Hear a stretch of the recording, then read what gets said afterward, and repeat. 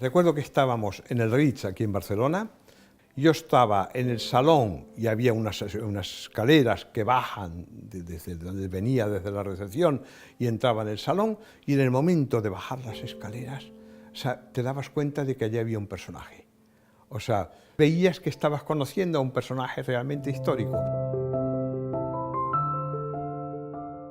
Había contado muchas cosas de Bette Davis, de James Dean, que habían sido tan amigos, de Sinatra, de todo este grupo con el que él hizo la aventura de sus primeros restaurantes, y en el caso de las desgracias también que convivió, como fue la muerte de Dean, que él me contaba que el coche en que se había estrellado Dean era el coche suyo, era el coche que él le había prestado. Los vinos de Jean León se distinguen precisamente porque son vinos cuidados en el pago, pero marcados y perfilados por un final, por un...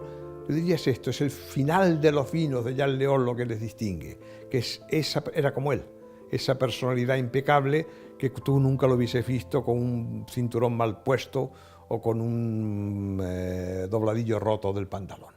En los últimos años recuerdo con él, las últimas veces que nos veíamos, que ya estaba afectado por el cáncer de laringe, ya no hablaba, no se le entendía cuando hablaba, y entonces llevaba siempre una pluma y escribía en unos papelitos, ¿sabéis esos papelitos de un blog pequeño de notas? Y allí con garabatos grandes, para veces escribía 4 o 5 líneas, muy rápido, escribía una respuesta a lo que se estaba hablando. Las frases suyas eran inmortales, porque eran las de un genio.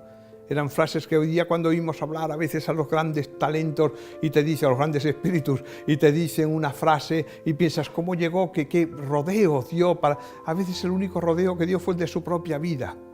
El vino es alianza, el vino es concordia, el vino es darse la mano y decir somos amigos, el vino es brindar en un momento de amor, el vino es todo eso. Él hizo carrera en el vino, hay algo más bonito, la más bella de las comunicaciones, que es la comunicación entre los seres humanos con la sencillez de una copa de vino.